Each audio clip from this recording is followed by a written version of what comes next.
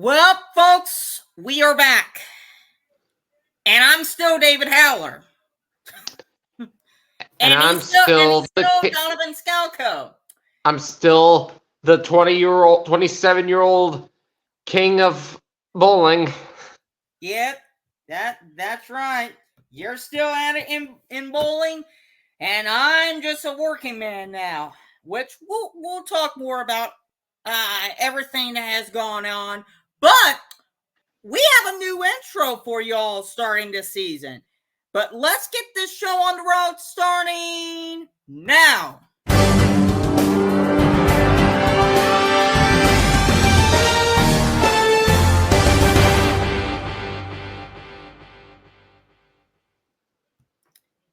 And yes, this is the chill zone for, well, on the East Coast, it is August 30th. But for me, since I'm still in the Central Time Zone, and I'm hosting this, technically it is on a Thursday, August 29th. And we got some college football action to talk about finally. Don't we, Donnie?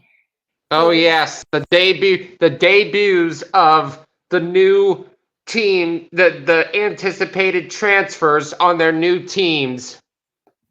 Yep, and I'll tell you this is the most anticipated college football season in all my years of following college football. Because first off, the Longhorns and my Sooners are now in the same conference as your Gators, Donnie. We're actually coming up, and my Gators are going to Austin this season. That's right. Which we'll talk more about that later on as the season goes along. But we have that. We have the Pac-12. There's no more. A two-team conference on the CW. Right. In Oregon State and Washington State, but they're the only ones left. Everybody else has either deflected to the Big Ten or the Big 12, with the exception of Cal and Stanford, who deflected to the ACC. Which can you believe that? I just still can't believe the Cal Bears are going to Tallahassee. I know. Yeah, but they don't. They have one of the longest, and I do mean the longest, one of the longest travels. But the team with the most travels this season, 11,000 miles, and that goes to the UCLA Bruins, who are also. Yes, guys, they are from Los Angeles, UCLA, but they're going to be going all the way across the country later this season to face Rutgers and Piscataway. Wow. Yeah. Crazy. But unfortunately, this is the new world that we're living in terms of college athletics and all the realignment, all the NIL stuff. But we will be here for you, the viewer, throughout the whole season of college football as we navigate through this new era of college football and college athletics, for that matter, too. But before we dive into any of the topics that we were planning on getting into, I just want to take a moment and talk about everything that has gone on since the last time we did an episode. Some of y'all have not been aware of what's happened in recent months involving my personal life. But Sunday, July 7th, well, it was really Saturday, July 6th, but it was overnight into Sunday, July 7th. Donnie, my whole world changed for me. Mm-hmm. It was... this all started way back, even all the way back to Friday. My dad, Terry Dean Howler, he was a veteran of the Navy from 72 to 76 was a big NASCAR fan and a big supporter of the efforts that you and I started last season. But he wasn't just supportive of this effort. He was supportive of everything that I did. Whatever the passions that I had, whether it been sports related or otherwise, my dad was always supportive of me. And then it was last really few weeks that I noticed that he wasn't the dad that I knew. And Friday was when he started having issues. It was July 5th, actually. He was coming back from dialysis. Now, for those of you who don't know, my dad was on dialysis 3 times a week. Every Monday, every Wednesday, and every Friday. And so, coming back, he was walking slow. My mom, drove to and from dialysis, obviously. She started doing that by that point, obviously. But Friday night, I go with my dad, get supper, everything like that. He ate a little bit that Friday night, but didn't eat very much. But then it was Saturday that things took a turn. He was in so much pain. He slept all of Saturday, all that Saturday.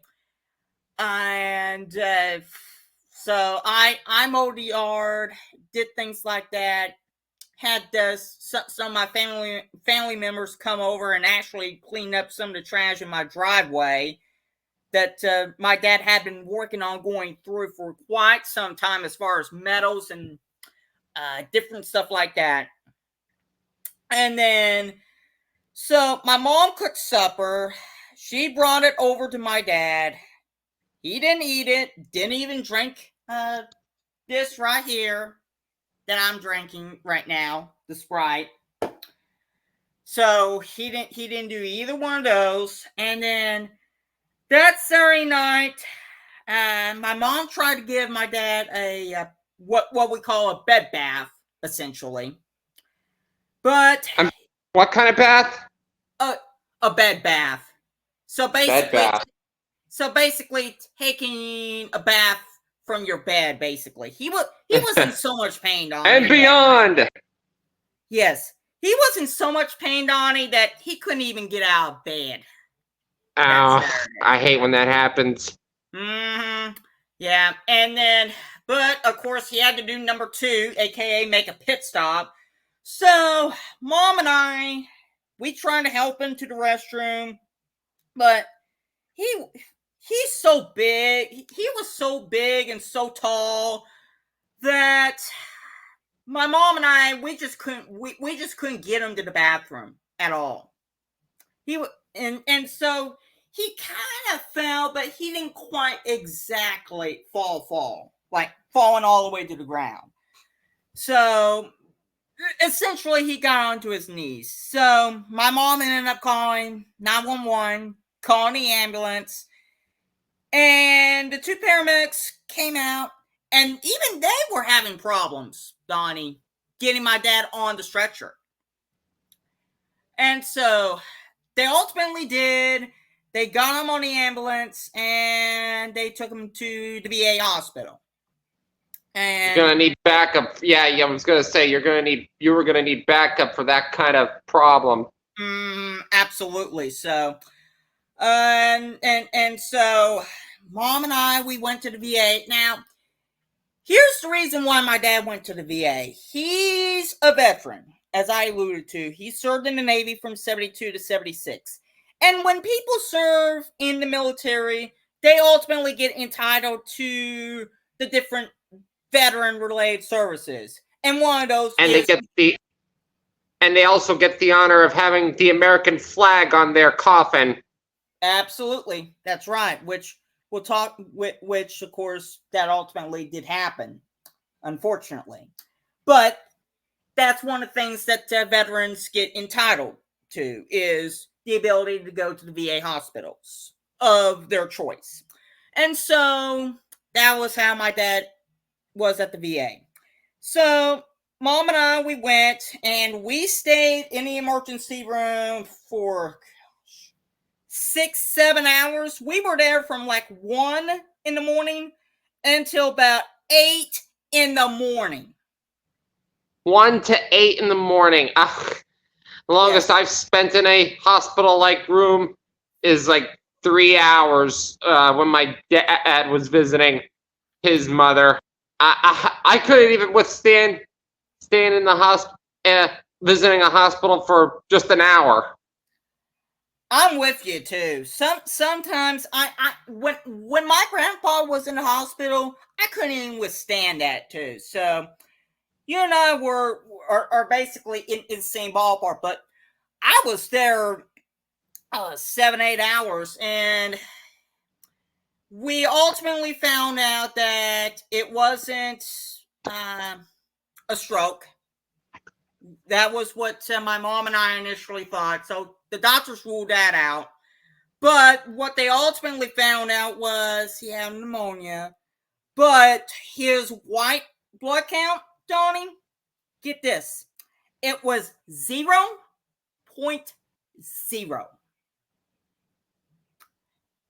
Yeah, 0.0. Doomed. Yeah. Doom and gloom. Yeah. And when that happens, your body can't fight that off. No way. And so he ultimately got the shots that, eased the pain. And he passed away peacefully. I was by his side. So was my mom. And my dad, Terry Dean Heller, passed away at 5:56 a.m. Central Daylight Time, 6:56 Eastern Daylight Time, 6:56 a.m. Eastern Daylight Time, Sunday, July 7th. And so that was a day, Donnie, that I will never forget.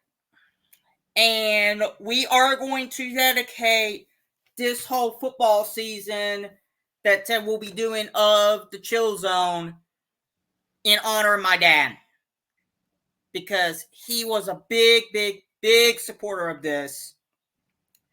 And with all that said, we are going to get on to something that I know he absolutely supported. He absolutely supported me in this effort, and that is talk sports, Donnie, and that's talk football.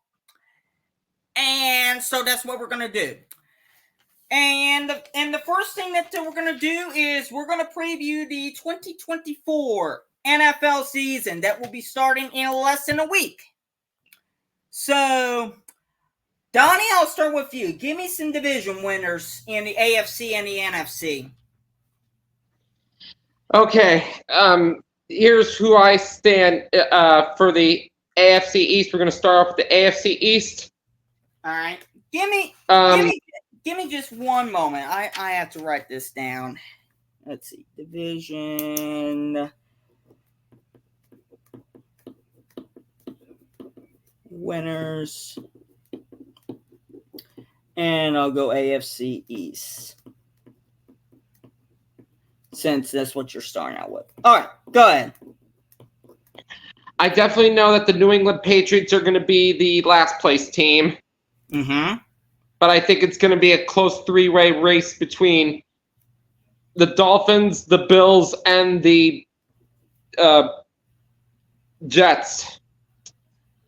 The Jets, they have a much weaker receiving core. Mm-hmm. But the only thing that's pretty much going to save them is in the form of Josh Allen.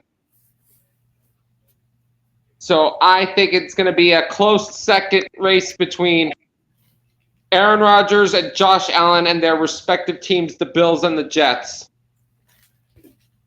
And the Dolphins are at first. So you're taking the Dolphins as a division winner, then? Yeah, in a close battle with the Bills and the Jets. So, in essence, you're thinking that it's going to come down to week 17.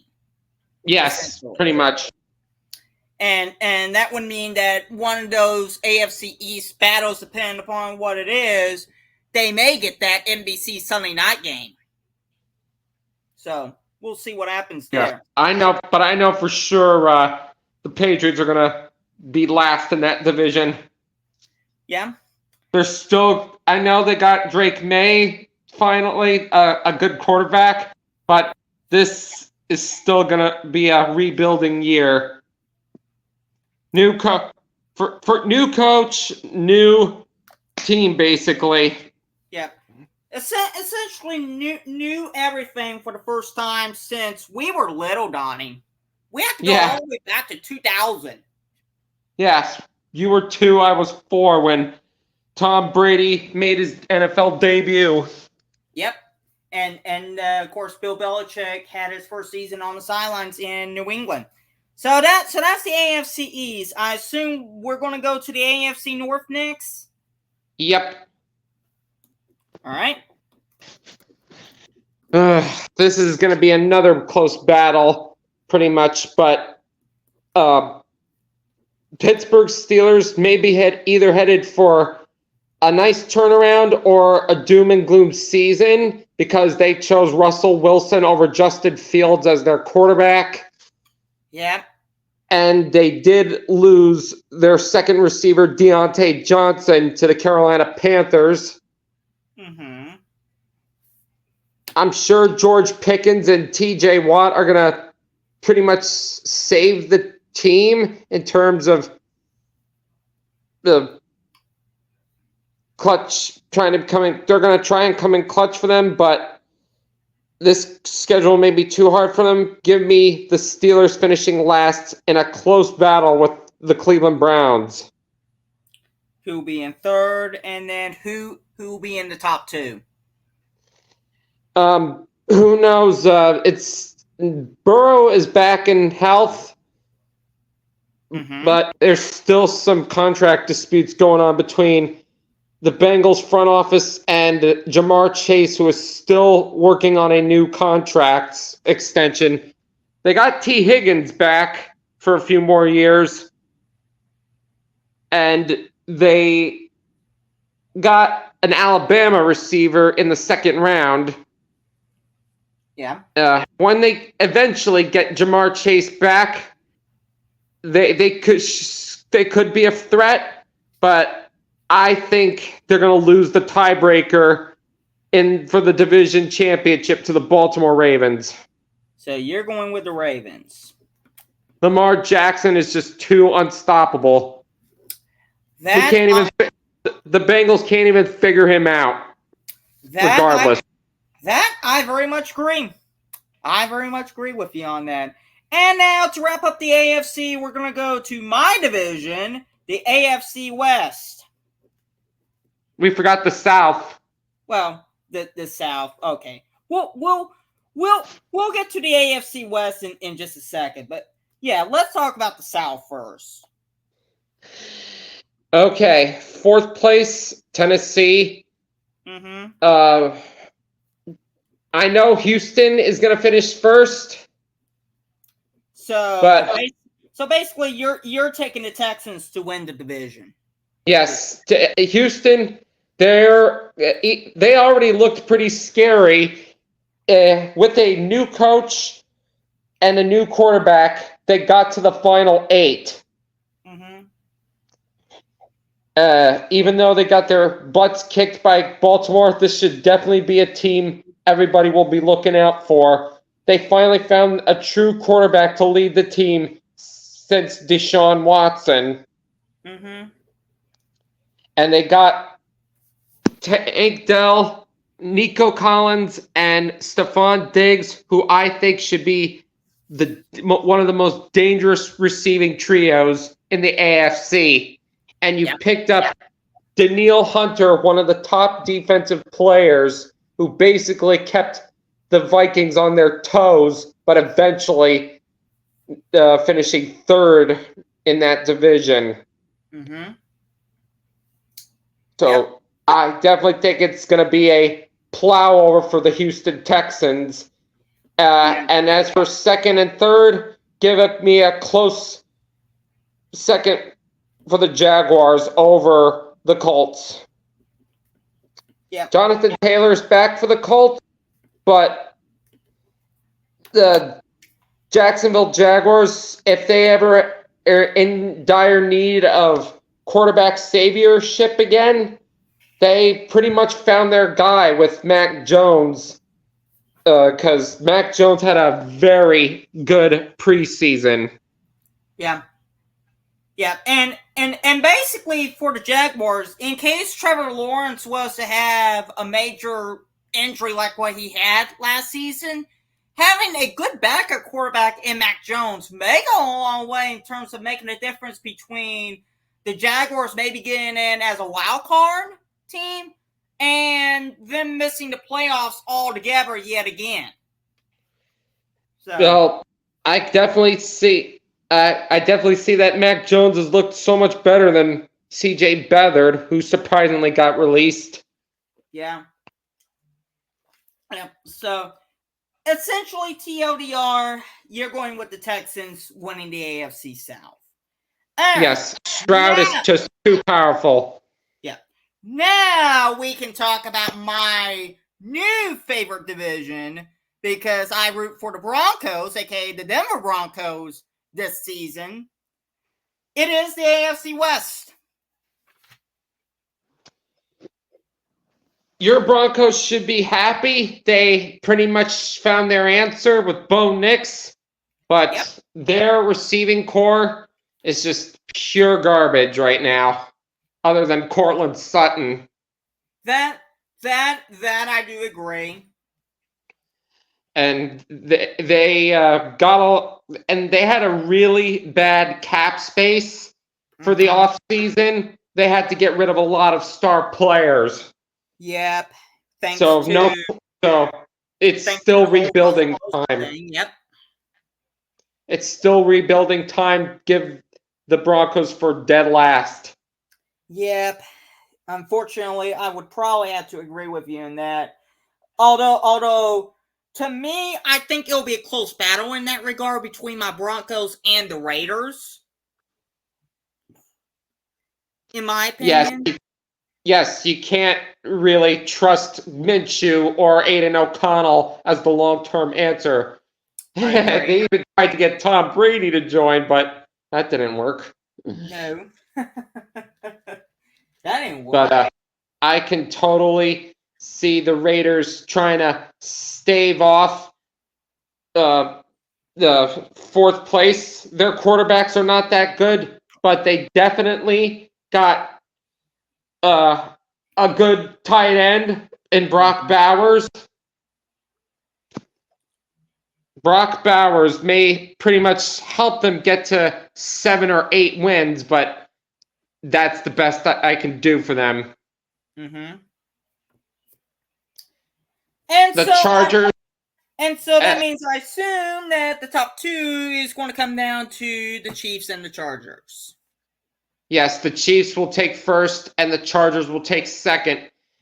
There's still a lot of positions that need to be filled. They have to rebuild a lot of those positions, mainly because they are overpaying Justin Herbert. Mm-hmm. Justin Herbert is the reason they got in this cap space, but they got Jim Harbaugh, and he knows how to lead a team. He led the 49ers to the Super Bowl against his big brother, John. Yep, that's right. So, in essence, you're going with the Chiefs. All right, I'll tell you mine on the AFC. We are pretty much in agreement on every single division except for one. So let's start out with the 3 that we're both in agreement on. AFC North, I think Lamar Jackson's going to be too much for your Bengals, Donnie. Give me the Ravens to take the AFC North crown again. AFC South, I agree on the Texans. I think if anything, I think the Texans may be in the running for the number 1 overall seed in the AFC, which we'll talk about that in just a moment. AFC West, unfortunately, I'm in agreement with you as well. I'm taking the Chiefs to win the AFC West. Now we come to the division that there is a slight disagreement on. And that would be the AFC East. Nobody's perfect. Yeah. I'm actually taking the Buffalo Bills to win the AFC East, despite the fact that they lost Stephon Diggs to the Texans. Although I do think it's going to be a close one, and I think it's going to come down to Week 17, and I think the Bills will win that Week 17 game, and therefore they would win the division. Now, on the AFC end, between, let's see, whoever wins the AFC East, Ravens, Texans, and Chiefs, where do you think the road to the Super Bowl in New Orleans is going to go through in the AFC this year? I think it's going to go through Kansas City again. Mm-hmm. And give me the Texans for number 2. Mm-hmm. Advantage. And I definitely agree with you on that as well. I think the road to the Super Bowl is still going to go through Kansas City, and it will go through Kansas City for quite some time, because I forgot to mention this about the AFC West. I think that no matter what my Broncos, the Raiders, and the Chargers does in the AFC West, as long as the Chiefs still have Andy Reid and Patrick Mahomes and Travis Kelce and their core that they have, it's going to be tough for either of those 3 aforementioned teams, including my Broncos, to basically win the division. The only way how most of us 3 teams, including my Broncos, will get into the playoffs is going to be via wild card. I do not see how anybody is going to win the AFC West now or really for the foreseeable future. And, I mean, I think, to me, the only thing that the Chiefs may have competition for is who would have the home field advantage throughout. And I do think that this season, I do agree, the road to the Super Bowl in New Orleans will go through Kansas City. Now, we are going to talk about the NFC next. So I assume we're going to start with the NFC East first, Donnie? Yep. All right. Go ahead. Okay. We got a tough battle between the Giants and the Commies for the last place seed. Mm-hmm. But who knows how much longer Jones will be trusted as the quarterback for the Giants. You got Malik Neighbors in there, so this is going to be a close battle between the Commanders and the Giants for dead last. Yeah. I'm going dead last, the Commies, because there's still not many weapons around Jaden Daniels. Mm-hmm. I trust Jones for one more season. Yeah. But no more than that. So, yeah. I am going to take Philly over Dallas for the division. Yeah. So you're going with the Eagles. All right. How about the NFC North?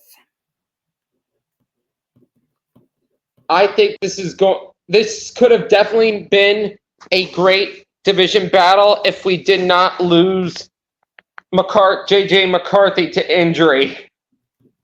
Yeah.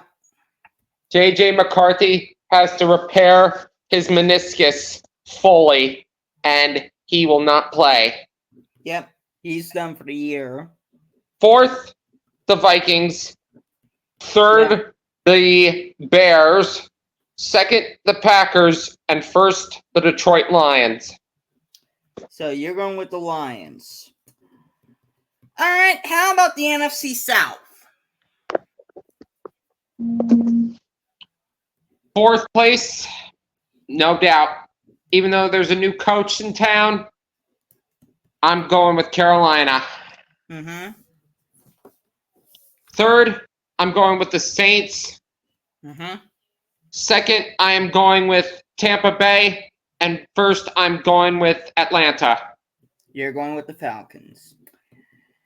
All right. And last but not least, the NFC West. Last, the Cardinals. Third, the Seahawks. Second, the Rams. And first, the Niners. Well, guess what? We are in agreement on every single division winner in the NFC. I got the Eagles, I got the Lions, I got the Falcons, and I got the 49ers. All winning their divisions. And honestly, I don't trust Jerry Jones at all. He's proven to me that he's a big liar. When he said that he was going all in this past offseason, and then they don't do anything. And now, as a former Cowboy fan, I'm just sitting there laughing at Jerry Jones. The Falcons should be laughed at, too, because they were supposed to go all in on Kirk Cousins and they prepared for the future. Yeah, that too. So, now, let's talk about the home field advantage. Where does the road to the Super Bowl in New Orleans run through in the NFC this year, in your opinion? Go through the 49ers again, San Fran. You're going with the 49ers. Now, this is where you and I disagree.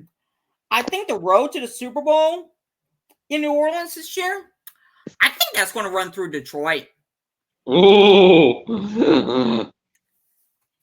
This is going to be fun. I think it's going to be a close one as far as the competition is concerned for the home field advantage. I think it'll come down to the 49ers and the Lions, but in the end, give me the Lions for that.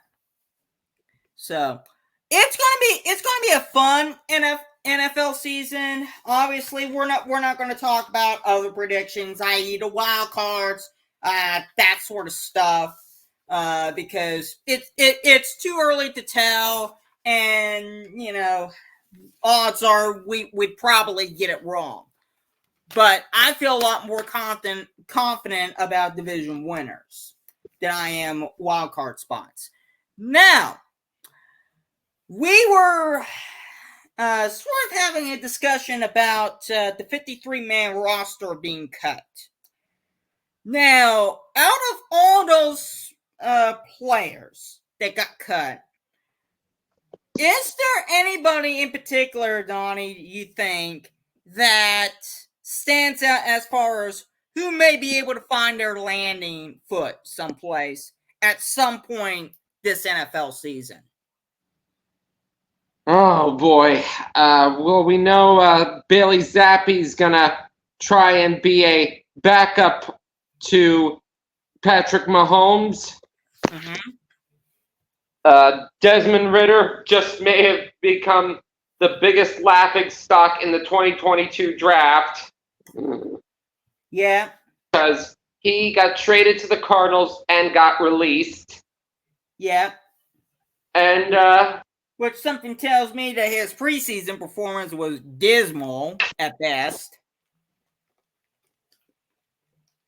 And give me Kadarius Toney as another notable cut. Mm-hmm.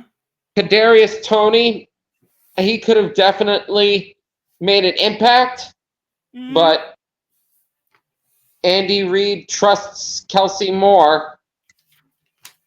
Yep. You're definitely gonna need to put Toney on a wide receiver needy team like the Patriots or the Lions. Or I hope he becomes a Bronco.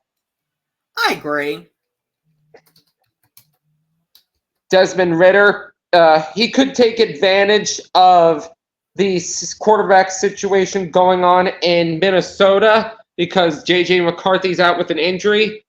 And I don't trust Jaron Hall or Nick Mullins to lead the way, or Sam Darnold. Yeah. I agree with those. So it'll be interesting to see what happens in that regard, as far as, you know, where their potential landing spots could be. I think honestly, for instance, I think Desmond Ritter should probably go to Minnesota and at least be the third string in case their first two options, like Sam Darnold, for example, doesn't pan out. So I think that could be a destination for Desmond Ritter to go to on a 1-year deal, minimum salary. You know, 1 year deal, something like that. And other than that, it's just a wait and see approach from there. All right. With that said, we are going to talk about week 1 of college football. And we are going Here it is, folks. Yep. And we are going to talk about the first 2 games that have actually happened, because we were planning on talking about this earlier, but we, of course, got busy with work and, you know, the whole 9 yards. So, therefore, we are going to talk about these 2 games first. And they are going to be, let me get my share screen pulled up. Uh-oh. Looks like Donovan's having some problems, so we'll get him back on here in just a moment.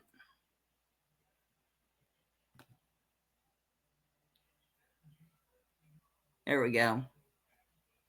So we'll wait for Donovan to return. But first up, we're going to talk about the North Dakota State Bison and the Colorado Buffaloes. The Buffaloes came in as a 9.5-point favorite, and I see Donovan is back, so let me add him back.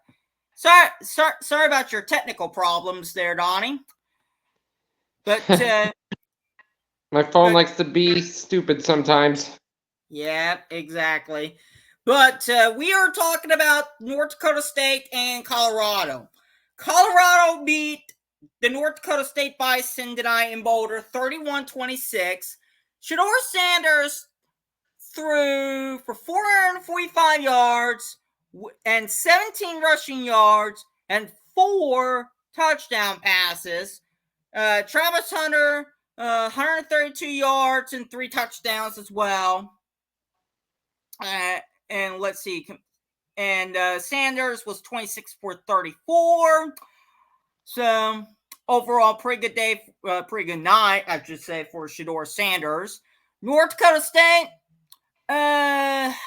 let's see here. Cam Miller, 18-22, 277 yards and a touchdown. Cole Payton, 2 for 2, 15 yards. Let's see. Notable rushes. How about... We're not going to see much for Colorado because they're pass happy. Yeah, exactly. But the Cam Miller rushed for 81 yards and had 2 touchdowns on the ground as well. Receiving, the only one of notable interest other than Travis Hunter was Jimmy Horn Jr. Had 7 receptions for 198 yards and a touchdown. LaHorte, however you pronounce his first name, Wester, had 5 receptions for 58 yards. And other than that, that's really the only thing that was notable.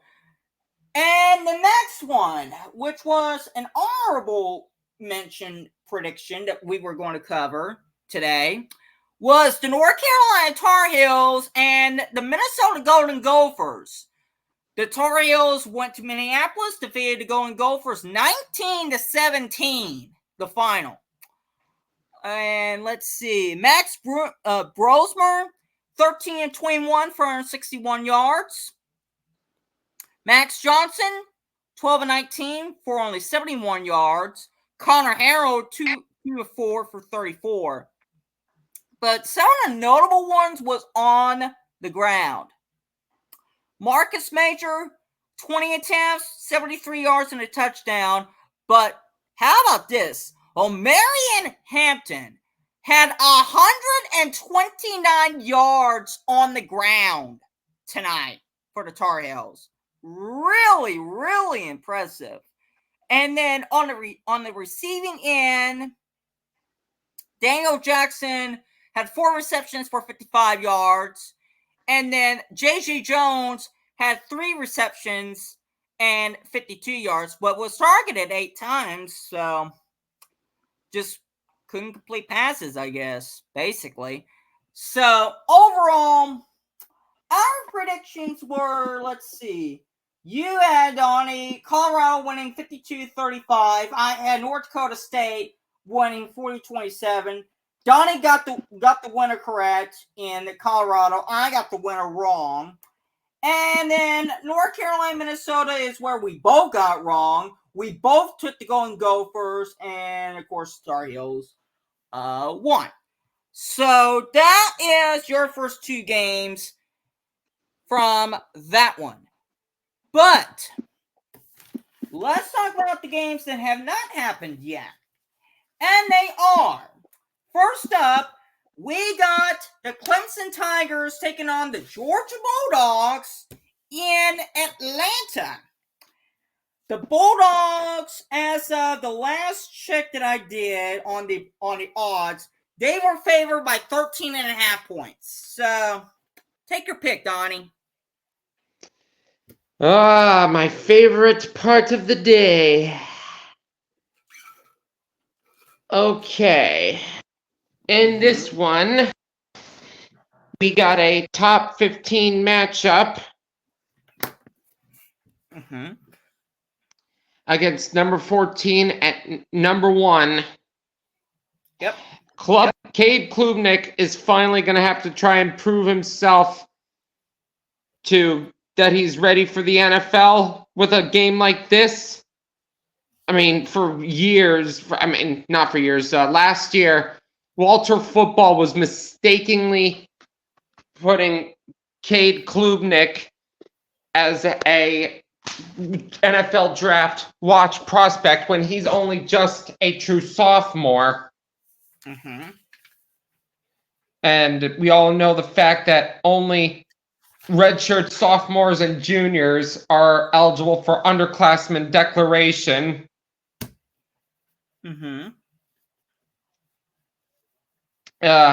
This Georgia defense may be hard for him, but if I see a great game out of Cade Klubnik and Carson Beck as well, they're both going to be well up there on the draft boards for 2025. Yep. So, but as far as this game goes, I just don't see Klubnik pulling it out. Give me Georgia 41-24. Georgia 41-24. Well, similar margin, but I have the Georgia defense giving up 4 fewer points. Give me the Bulldogs 41-20. I think the Georgia defense is really good still, and I think they're going to be too much for Dabo and the offense.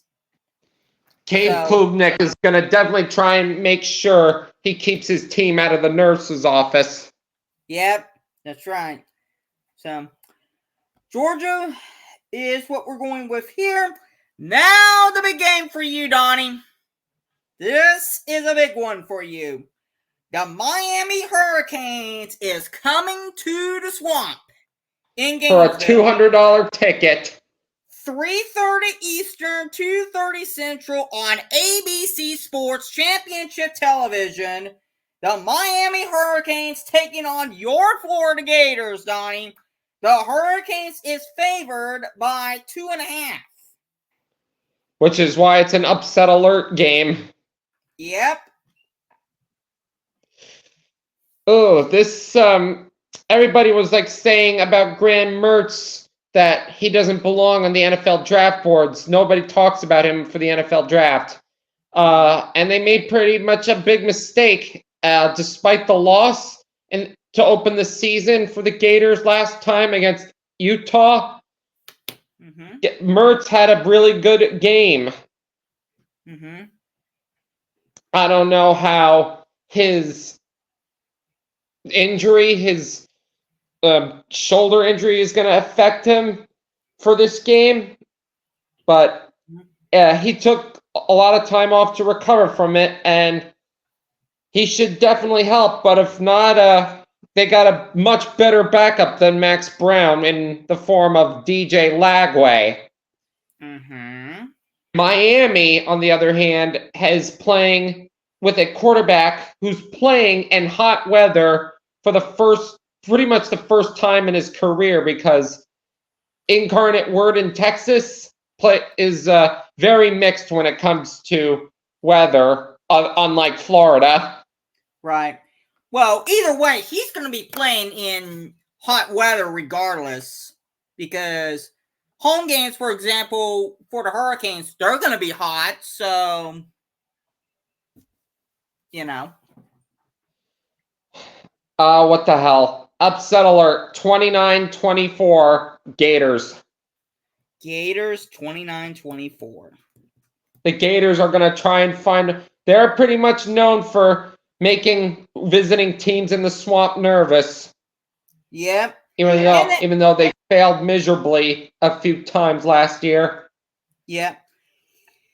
This one is tough, and I do agree that I think this is one of a few games, actually, in which teams I feel like are on upset alert, and this is one of them.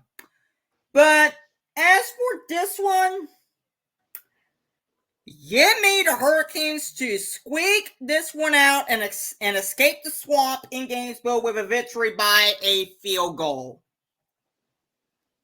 Like, it's going to be really, really, really close. We're going to be totally disappointed, guys, if this game ends in a blowout on either end. Exactly. This should be a good one, and I think ESPN and ABC really knocked it out of the park with that game of the week in that 3:30 Eastern slot with the Hurricanes and Gators in Gainesville. I wish I could see it in person. Yeah. That, and I also think they knocked it out of the park, too, by going with Notre Dame and A&M, which that will be the other honorable mention game as well. In College Station. Yep, which that's also going to be on ABC Sports as well. More on that later. Now, next up, we got the Penn State Nittany Lions traveling to Morgantown to play an old Big East foe, the West Virginia Mountaineers. Penn State is favored by 8.5 points. They were in the Big East with West Virginia once? Yep, they were. Well, this one is going to be a tough game to watch. This is definitely not going to be a nurse's office game. Garrett Green and West Virginia really had a turnaround season, getting past Drake May and North Carolina to finish 9-4. So I wouldn't be surprised if they made this a challenge, despite the 8.5 underdog. I wouldn't be surprised if they made this a challenge. So, but in the end, I think Drew Allar is going to torch the defense. Give me 28-21 Penn State. Penn State 28-24, is that what you said? Or 20-21? 2021. Okay. So you're thinking it's going to be a close one. I have the Nittany Lions on upset alert. Give me the Mountaineers to pull off the upset by 10.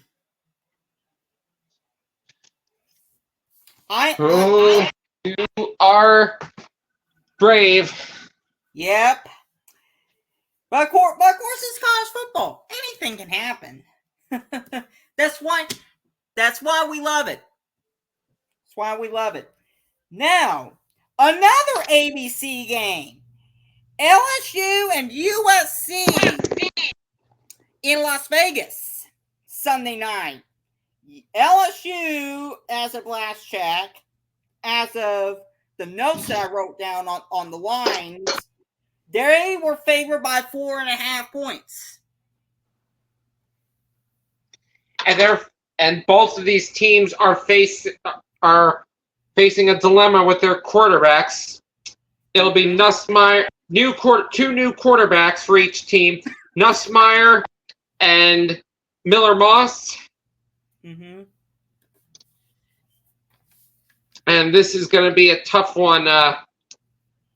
I think this is going to be a low-scoring affair between the two teams, despite having highly anticipated backup quarterbacks. But we got to really get to know their weapons more. Give me USC 17-14. USC only 17-14. That's shocking. I have this in a classic. I think their defenses are gonna punch each other all night. Interesting. I, on the other hand, have this in a classic shootout. Knowing Lincoln Riley's offensive genius going up against Brian Kelly, and knowing the way SEC offenses rolls, I think this has a shootout potential. But in the end, give me LSU to win 51-41. And I will tell you this before we go to the next game. Out of all of the college football head coaches that I feel like is on the hot seat round the game, I want to say it's Lincoln Riley. And I firmly believe that he's under a lot of pressure to get this done. USC now is in the Big Ten, and he's in year 3 as the head coach of the Trojans, and they need to get their act together. But I will tell you this, I don't think that they will. I don't trust Lincoln Riley at all. Not even a smidge. Especially considering what he did to my Sooners a few years back. And coaching himself and Caleb Williams. Yeah, that I don't forget. I do not forget that at all. And so I will tell you this. The day USC fires Lincoln Riley, I am going to be laughing. Yeah, me too. I'll be laughing most of all if they fire Billy Napier for the Gators. But they're saying, no, don't fire him. He's got a hard schedule. Yeah. That's a bunch of baloney on that one. Anyways, the next one, and technically the last I have on my notes. This one, it's an FBS versus FCS, but this one, in my opinion, is on upset watch. And I'm talking about Oklahoma State here. The defending FCS national champion, the South Dakota State Rabbitjacks, is coming to Stillwater and Boone Pickens Stadium to play the Oklahoma State Cowboys. The Cowboys is only favored, listen to this, against South Dakota State. They're only favored by 9.5 points. Hmm. How much was Oklahoma State favored when they lost to Central Michigan in 2016? Oh, let's look that up. Central I think it Michigan. was. I think it was 2016. May have been 2015, but Central they. Michigan versus Oklahoma State. Yeah. According to my Google search, it was 2016. Let's put in odds. Let's see the line on this one. They were favored by. Okay. They were favored by. Excuse my PC a moment. It's taking a moment to load. There we go. They were favored by. Betting odds. I imagine it's over 20 points. Right. I did not need those. Oh, for the love of Pete. I did not need those stats. Thank you. I wanted odds. Okay. Filters. No. Okay. Power. No. But as for my game prediction for now, as he searches it up, guys, my pick is 31-28 Cowboys over the Jackrabbits. Oklahoma State 31-28, and you're thinking it's going to be a close one. Yes, because the Cowboys have not been very good in season openers recently. Right, and bear in mind too, this is the same Oklahoma State team that not only did they lose to Central Michigan, but they lost to South Alabama last season on home field. Oklahoma State did, no less. And they still wound up winning half of that conference. Exactly. So I'll just tell you this, and I'll keep looking that up later as far as what the line was. But I'll just go ahead and tell you this. If I were Mike Gundy, and I agree with Jim Traber, and I've heard him say this over and over again throughout the summer, Oklahoma State better come ready to play against South Dakota State. This is not the South Dakota State team that you should be messing around with, thinking that, oh, it's an FCS opponent. We can, do whatever we want to do. No. Look at Appalachian State. They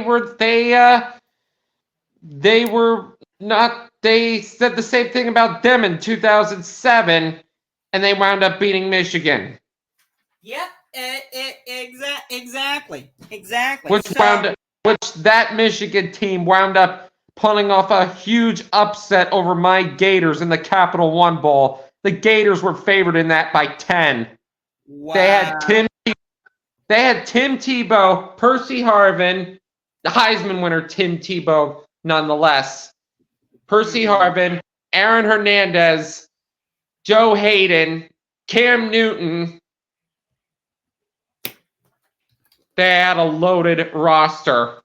Yep, exactly. So I'll tell you mine in just a second because I'm looking at the last game that we will cover.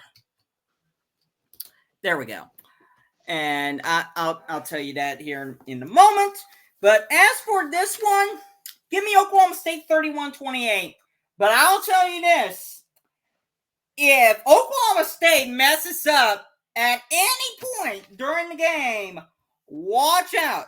This has out of all of these, I think South Dakota State, Oklahoma State has the highest potential of being an upset in favor of South Dakota State winning. So Western Carolina almost pulled it off the same thing tonight, but they got their butts kicked in the fourth quarter to NC State. Right. So, anyways, the last one, and it's an honorable mention. That will be Saturday night, 7:30, ABC Sports Championship Television. The Fighting Irish of Notre Dame traveling to College Station, Texas to play the Texas A&M Aggies. And the Aggies is favored by 3 points. Take your pick. This could be a classic. The Irish are making a trip to one of my mom's favorite places to visit. She was just there a few years ago. Mm-hmm. And the Aggies are also coming to the Swamp later this year. Mm-hmm. I think Texas A&M is going to put up a fight at home, but give me Notre Dame and Riley Leonard escaping 28-25. 28-25. And let me tell you this, folks. This Notre Dame team has two